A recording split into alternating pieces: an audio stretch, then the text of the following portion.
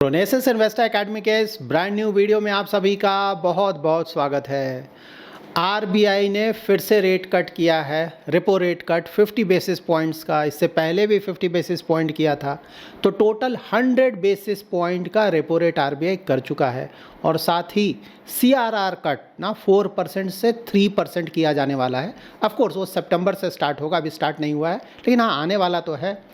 तो देखिए आरबीआई ये जो भी कर रहा है उससे काफ़ी लोग ऐसे हैं जिनमें खुशी का माहौल है ना, और आने वाले समय में ये खुशी और भी ज़्यादा बढ़ेगा, ठीक है।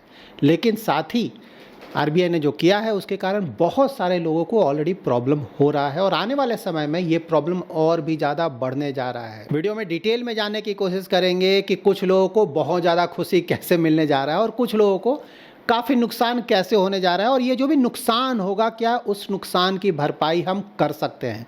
ये ज़्यादा ज़रूरी है जानना कि ठीक है भाई नुकसान हो रहा है, लेकिन ऐसा क्या करें कि उस नुकसान को हम भरपाई कर सकें अच्छी तरह से। तो वीडियो में मैं इस डिटेल में बताने जा रहा हूँ क्या क्या कर सकते हैं आप, ठीक है। इन्फॉर्मेटिव वीडियो है, पूरा देखें, अच्छी तरह से समझिए। पसंद आए तो लाइक और शेयर जरूर करें। पहली बार हमारे यूट्यूब चैनल पे आए हैं तो चैनल को सब्सक्राइब करें। नाउ आज का टॉपिक कवर कर लेते हैं। तो देखिए आरबीआई ने जो भी रेपो रेट किया है इससे फ़ायदा किसको होगा? वैसे लोग जो कि लोन लेने जा रहे हैं ना, कोई भी नया लोन आप लेने जा रहे हैं, housing loan, personal loan, credit card loan, consumer durable loan, auto loan, कोई भी लोन आप लेने जा रहे हैं, आने वाले महीनों में जो इंटरेस्ट रेट आप चुकाते हैं वो धीरे धीरे घटने लगेगा, ठीक है। तो उन लोगों के लिए बहुत बड़ी खुशी की बात है। आने वाले महीनों में काफ़ी हद तक ऑलमोस्ट सारे लोन्स का रेट घटने जा रहा है, ऑलरेडी घट भी रहा है और भी ज़्यादा घटेगा, ठीक है। तो ये खुशी की बात है। साथ ही अगर आपके पास एग्जिस्टिंग लोन है तो वहाँ भी कुछ लोन्स पे इंटरेस्ट रेट कम होने वाला है। देखिए एग्जैक्टली बता पाना किस लोन में कम होगा, कितना कम होगा, ये मुश्किल है क्योंकि बैंक टू बैंक ये डिफ़र करेगा, ठीक है। तो अगर आपके पास एग्जिस्टिंग लोन है, अच्छा यही होगा कि आप अपने बैंक से चेक करें कि भाई लोन का जो इंटरेस्ट रेट है कब कम होगा, और अगर कम होता है तो कितना कम होगा, वहाँ से आपको आइडिया मिल जाएगा। लेकिन हाँ वहाँ भी जैसे हाउसिंग लोन है ना, लॉन्ग टर्म का लोन, वहाँ पे बिल्कुल इंटरेस्ट रेट कम होगा। तो बिल्कुल आप अपने बैंक से चेक करें, क्योंकि अलग अलग बैंक्स का अलग अलग रूल्स एंड रेगुलेशंस होता है, और कुछ लोग तुरंत रिड्यूस कर देंगे, कुछ लोग कुछ महीनों के बाद करेंगे। तो आप चेक कर लें एक बार। तो ओवरऑल पॉजिटिव है, ठीक है। लेकिन हर एक चीज़ का पॉजिटिव और निगेटिव होता है, ठीक है। तो इंटरेस्ट रेट नीचे जा रहा है, इसका निगेटिव असर पड़ेगा एफडी, फिक्स डिपॉजिट करने वाले इन्वेस्टर्स पे। और यहाँ पे बहुत लोग वैसे भी हैं जो कि ना रिटायरमेंट का पैसा यहाँ लगाते हैं, क्योंकि एफडी इसको खासकर जो बड़े बैंक के एफडीज़ हैं उसे काफ़ी सेफ़ माना जाता है ना, कि भाई यहाँ पे रिस्क नहीं है, ठीक है। तो देखिए सबसे पहले एक बेसिक चीज़ आप याद रखें ना कि इंटरेस्ट रेट तभी आरबीआई कम करता है जब इन्फ्लेशन रेट कम होने लगता है इकोनॉमी में, ठीक है। इन्फ्लेशन रेट आपको पता है ना 5% 6% इस तरह का था, अब वो जाकर 4% से भी नीचे आ गया है, ठीक है। और आने वाले महीनों में उम्मीद है कि ये 3% से भी कुछ समय के लिए नीचे आ जाएगा, ठीक है। तो इन्फ्लेशन कम हुआ है, इसीलिए इंटरेस्ट रेट को कम किया जा रहा है, ठीक है। इसको इस बेसिक चीज़ को भी आप समझें, ठीक है ना। जैसे जैसे इन्फ्लेशन बढ़ने लगेगा ना तो फिर से आप देखेंगे कि इंटरेस्ट रेट बढ़ाया जाएगा। ऐसा नहीं कि नीचे आ गया तो हमेशा नीचे रहेगा, ठीक है। यह सिक्लिकल है, कुछ सालों तक नीचे रहेगा, कुछ सालों तक ऊपर रहेगा, ठीक है। तो अब जैसे नीचे आ रहा है तो धीरे धीरे आने वाले समय में, नेक्स्ट ईयर्स तो नहीं होगा लेकिन उसके बाद से देखना होगा, इकोनॉमिक कंडीशंस पे डिपेंड करेगा। फिर से इन्फ्लेशन आप देखें धीरे धीरे बढ़ने लगेगा। इन्फ्लेशन थोड़ा ज़्यादा होगा, आरबीआई फिर से इंटरेस्ट रेट बढ़ाने लगेगा, ठीक है। तो एफडी रेट फिर से आपका ज़्यादा आएगा, इमीडिएटली नहीं, लेकिन आने वाले सालों में आप देखेंगे क्या आएगा। लेकिन हाँ तब तक के लिए क्या करें, ठीक है।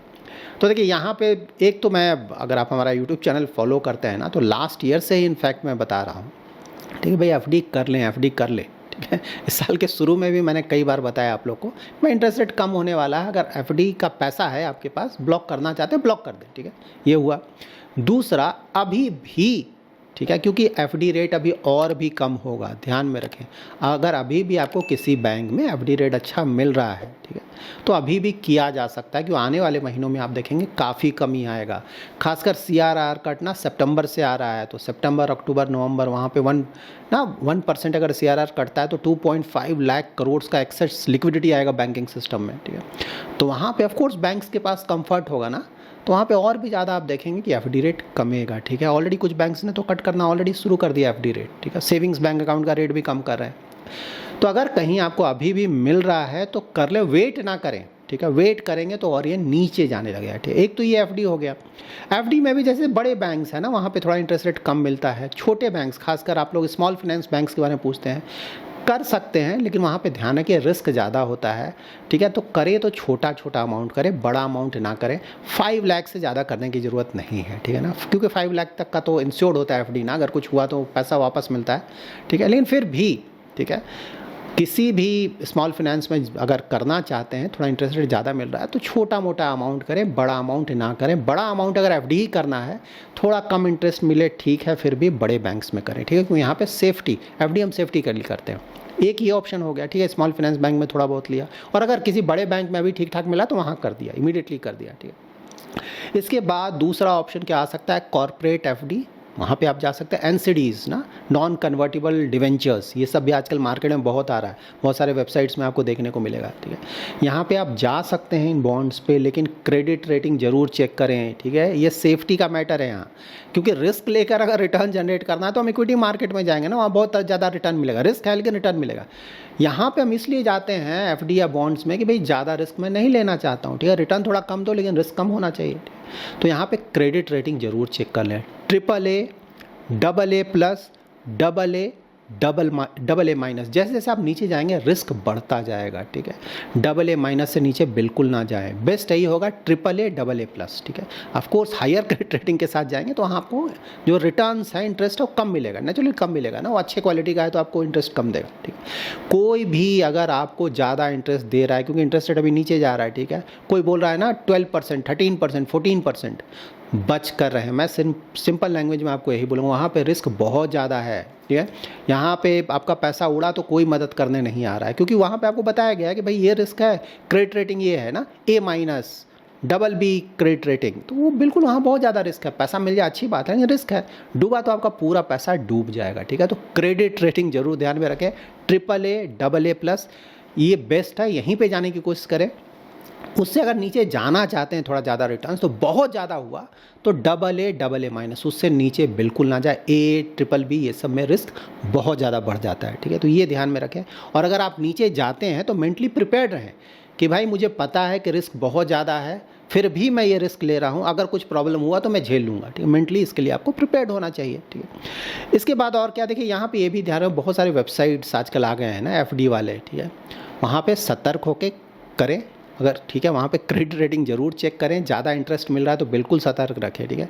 कोई भी मतलब जैसे इंटरेस्ट रेट अगर कोई बहुत ज़्यादा दे रहा है ना, सिंपल, बहुत ज़्यादा रिस्की है वो, अगर आपको लग रहा है कि सेफ़ है तो सिर्फ इसलिए लग रहा है कि आपको जानकारी नहीं कि वहाँ पर रिस्क क्या है, ठीक है। ज़रूर चेक करें, और अगर करना भी चाहते हैं तो कोई बहुत बड़ा अमाउंट ना करें, बहुत दिक्कत होगा। उसके बाद इसके अलावा और क्या क्या ऑप्शंस हो सकते हैं, तो जैसे कोई सीनियर सिटीजन है ना, खासकर उन्हीं लोग को दिक्कत होता है, ठीक है, जब भी एफडी रेट नीचे जाता है। सीनियर सिटीजन सेविंग स्कीम्स के लिए आप जा सकते हैं, गवर्नमेंट बैक्ड है, पूरी तरह सेफ इसको आप बोल सकते हैं। और अब ना 60 ईयर से उससे ज़्यादा अगर आपका एज है तो वहाँ जा सकते हैं। इंटरेस्ट रेट ऑफकोर्स ये क्वार्टरली रिवाइज होता है, पेबल भी क्वार्टरली इंटरेस्ट आपको मिलेगा। और फिलहाल इंटरेस्ट रेट फिलहाल है वो 8.2% है। ऑफकोर्स धीरे धीरे इंटरेस्ट रेट जब कमेगा तो ये भी कमेगा, लेकिन फिलहाल 8.2% है, जो कि काफ़ी अच्छा है, ठीक है, इस तरह के इंटरेस्ट रेट सिनारियो में। और यहाँ पे 5 इयर्स का टेनर होता है, 5 इयर्स के लिए कर सकते हैं, और अगर आप चाहें तो उसके बाद 3 इयर्स तक का एक्सटेंशन भी ले सकते हैं, 3 इयर्स और बढ़ा सकते हो। तो ये बहुत अच्छा ऑप्शन है सीनियर सिटीजन्स के लिए। इसके अलावा चाहें तो आप आरबीआई का फ्लोटिंग रेट सेविंग्स बॉन्ड के लिए भी जा सकते हैं। यहाँ भी रिटर्न फ्लोटिंग रेट मतलब कि time to time interest rate change होगा, अगर इंटरेस्ट बढ़ रहा है तो ये भी बढ़ेगा, घटेगा तो ये भी घटेगा, एवरी 6 मंथ्स ये रिवाइज होता है यहाँ पे इंटरेस्ट रेट। और फिलहाल इंटरेस्ट रेट 8.05% है, बुरा नहीं है, यहाँ पे लॉकिंग होगा 7 इयर्स का, ये कंसिडर किया जा सकता है। उसके अलावा पोस्ट ऑफिस डिपॉजिट्स है, एनएससी है, लेकिन आज सभी जगह रीसेट होता है, ठीक है ना, इंटरेस्ट रेट कम होगा तो यहाँ भी धीरे धीरे आप देखेंगे इंटरेस्ट रेट कम होगा। इसके बाद और क्या ऑप्शंस हो सकते हैं, तो देखिए एक ऑप्शन बहुत अच्छा ऑप्शन हो सकता है डेट फंड्स का भी रिटर्न्स ठीक ठाक आ रहा है अगर आप देखेंगे ना। तो मान लीजिए अप टू 1 ईयर का इन्वेस्टमेंट होराइजन है ना, मे बी 6 मंथ्स 1 ईयर इस तरह का अगर होराइजन है, अल्ट्रा शॉर्ट टर्म फंड्स के लिए आप जाए, ultra short term date funds, ठीक है। और 1 ईयर से ज़्यादा का इन्वेस्टमेंट होराइजन है, 1 ईयर 2 ईयर 3 ईयर इस तरह का इन्वेस्टमेंट होराइजन है, तो शॉर्ट टर्म डेट फंड के लिए जाएं, ठीक है। यहाँ पे आपको ठीक ठाक रिटर्न मिल जाएगा और रिस्क भी रिलेटिवली काफ़ी कम होगा, ऐसा नहीं कि रिस्क फ्री है, ठीक है, लेकिन रिस्क काफ़ी कम होगा। तो ये भी बहुत अच्छा ऑप्शन हो सकता है। समझे कि कैसे इन्वेस्टमेंट होता है, हमारे यूट्यूब चैनल पे वीडियोस मिल जाएंगे, short term debt fund, ultra short term debt fund, आप सर्च में टाइप करेंगे मिल जाएगा। समझे कैसे काम करता है और बिल्कुल इसको कंसिडर किया जा सकता है, ठीक है।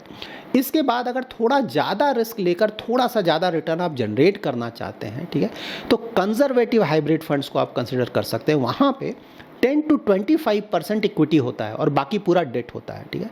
तो ऑफकोर्स 10 to 25% इक्विटी है तो रिस्क तो है यहाँ पे, ठीक है, लेकिन हाँ ज़्यादातर डेट है इसलिए रिस्क कम है। तो अगर आप थोड़ा रिस्क लेकर थोड़ा ज़्यादा रिटर्न जनरेट करना चाहते हैं और इन्वेस्टमेंट होराइजन 2, 3, 4, 5 ईयर्स इस तरह के रेंज में है, ठीक है, यहाँ अगेन 1-2 महीने या फिर 1 साल के इन्वेस्टमेंट होराइजन के साथ इन्वेस्ट ना कर दें, थोड़ा रिस्की होगा क्योंकि इक्विटी है ना, कम से कम 2, 3, 4 साल इस तरह का इन्वेस्टमेंट होराइजन हो, इसको भी कंसिडर किया जा सकता है। कंजर्वेटिव हाइब्रिड फंड्स के साथ अगर आप और भी ज़्यादा रिस्क लेना चाहते हैं ना, इक्विटी एक्सपोजर, ठीक है, balanced advantage funds, large cap और फ्लेक्सी कैप को फिर आप कंसिडर कर सकते हैं। लेकिन हाँ वहाँ पे इक्विटी है, ठीक है, तो वो बहुत ज़्यादा रिस्की है। तो अगर आप रिस्क नहीं लेना चाहते हैं तो बिल्कुल अवॉइड करें। Balanced advantage fund, equity large cap funds, flexi cap में बिल्कुल ना जाएं, ठीक है।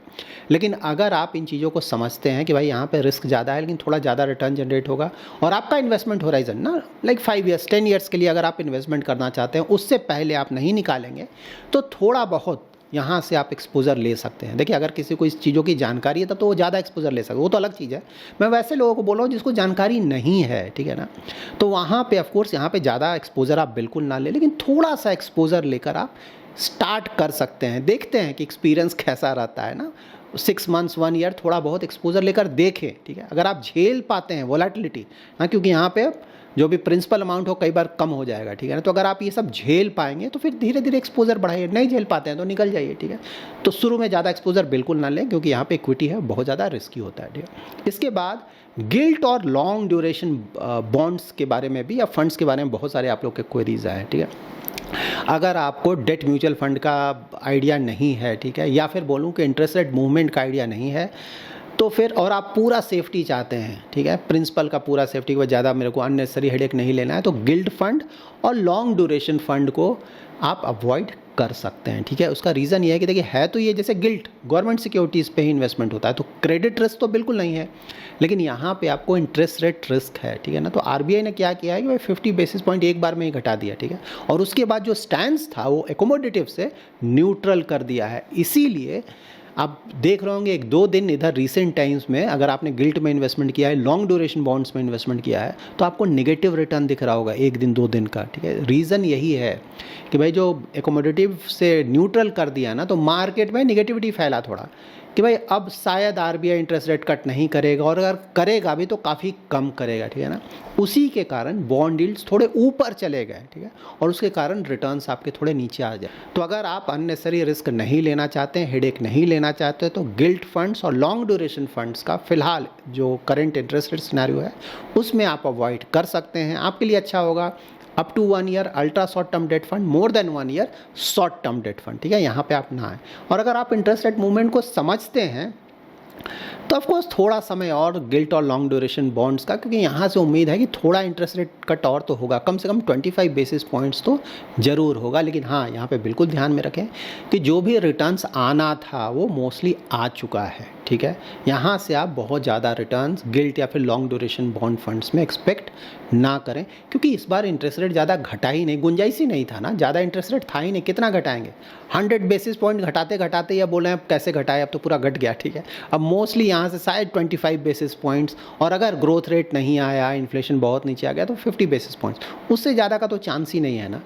तो इसीलिए यहाँ से कोई बहुत ज़्यादा रिटर्न एक्सपेक्ट नहीं करना चाहिए। So that's it in this video. अगर आपको ये वीडियो पसंद आया है तो जरूर लाइक एंड शेयर करें।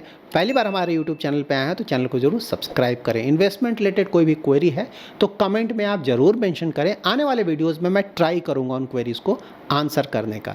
Thanks lot for watching.